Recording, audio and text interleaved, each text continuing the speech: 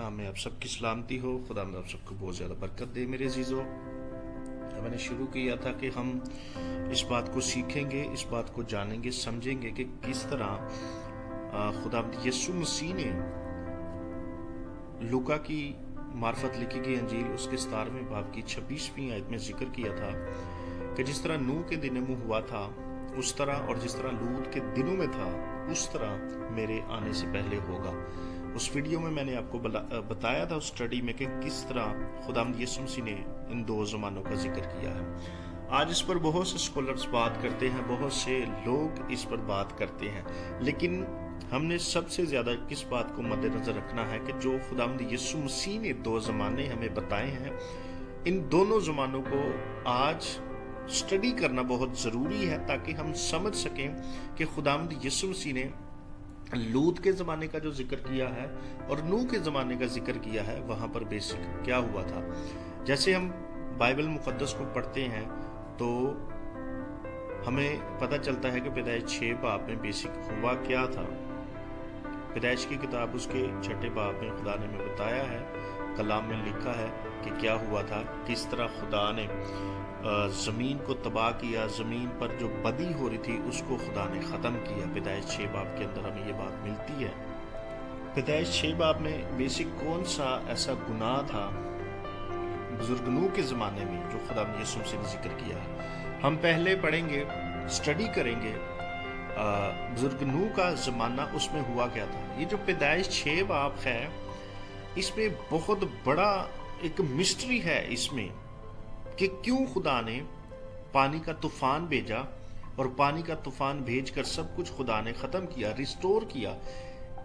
आज बहुत से लोग समझते हैं कि बदी गुनाह उस वक्त अरूज पर था, ये बात सच है, लेकिन वो गुनाह और बदी कौन सी थी जिसकी वजह से खुदा ने इतना बड़ा फैसला उस जगह पर लिया। पैदाइश 6 बाब की पहली आयत में क्या लिखा है, and after that man begin to be multiplied upon the earth, यानी जैसे पैदाइश 6 बाब की पहली आयत में लिखा है कि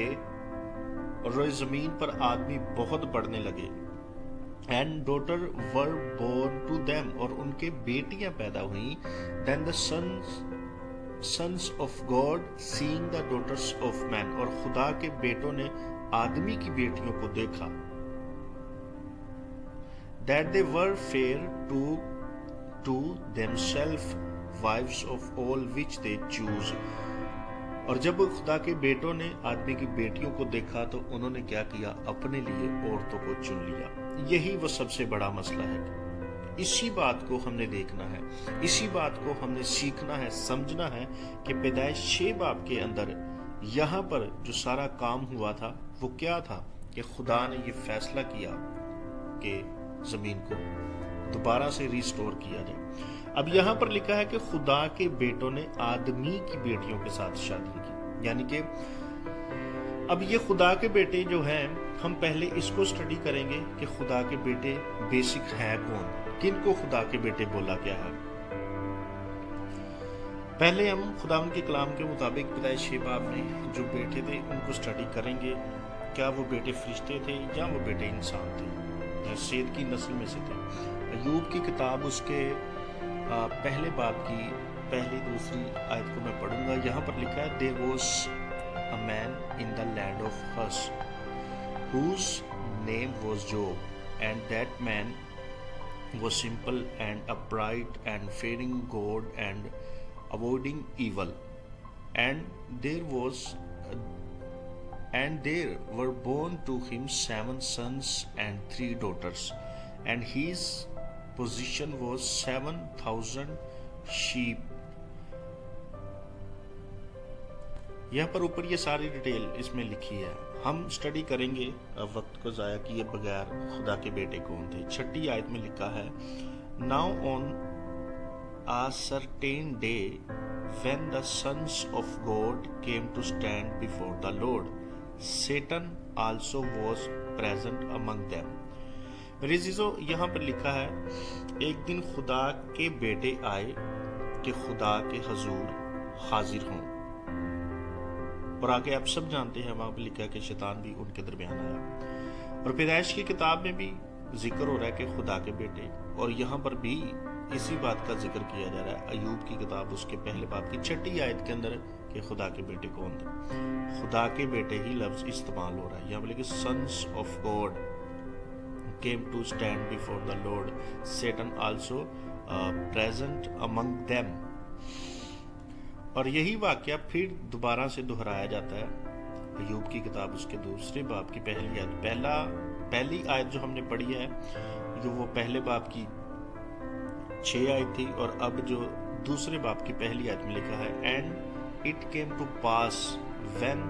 on a certain day the sons of God came and stood before the Lord, and Satan come amongst them and stood in his side. یہاں پر پھر وہی بات لکھی ہے کہ sons of God یعنی کہ خدا کے بیٹے آئے کہ خدا کے حضور حاضر ہوں. اور وہی بات سیم یہاں پیدائش 6 باب میں لکھی ہوئی ہے. And after that man began to multiplied upon the earth, and the daughters were born to them, the sons of God seeing the daughters of men that they were fair, took to themselves wives of all which they close.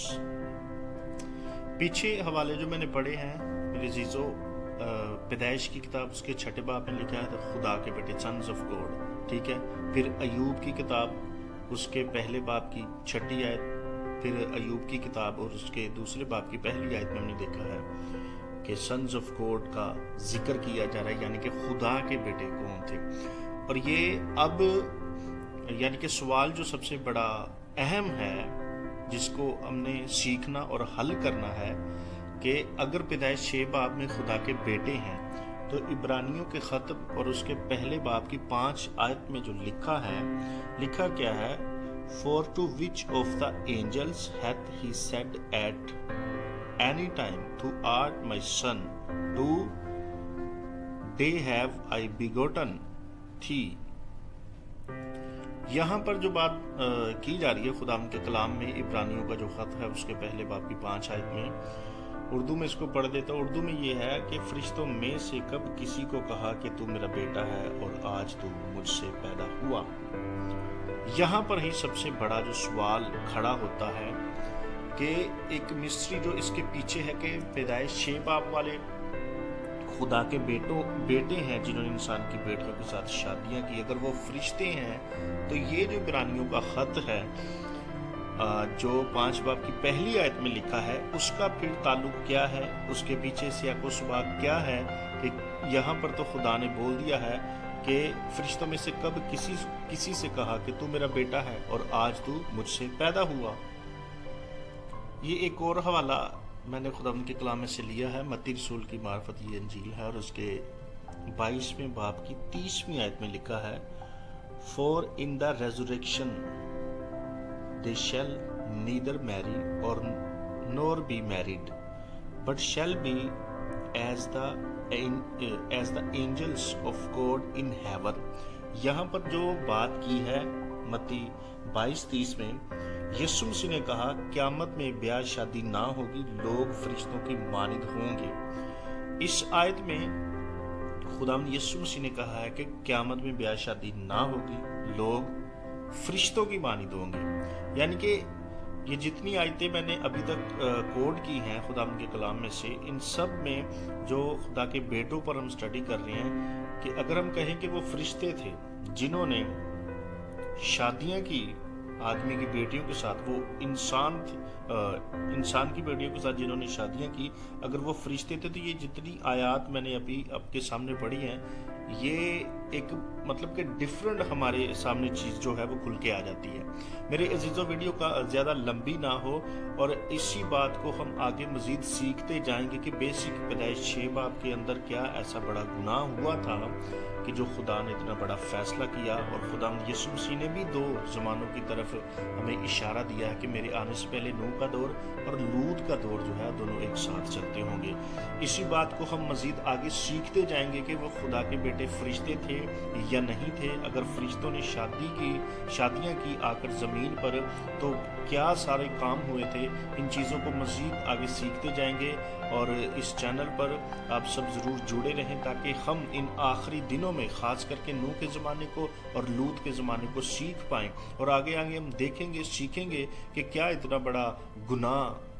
ہو گیا تھا، کون سا ایسا کام پیدائشی باب میں اور لوط کے زمانے میں ہوا تھا کہ خدا نے سب کچھ ختم کیا، ریسٹور کیا، اور آج خدا یسوع مسیح نے انہی باتوں کا پھر سے ذکر کیا کہ نوح کا دور اور لوط کا دور دونوں ایک ساتھ ہوں گے۔ سو خدا آپ سب کے ساتھ ہو، اس میسج کو، اس ویڈیو کو ضرور آگے شیئر کریں تاکہ ہم اس اسٹڈی کو مزید اور زیادہ جاری رکھیں۔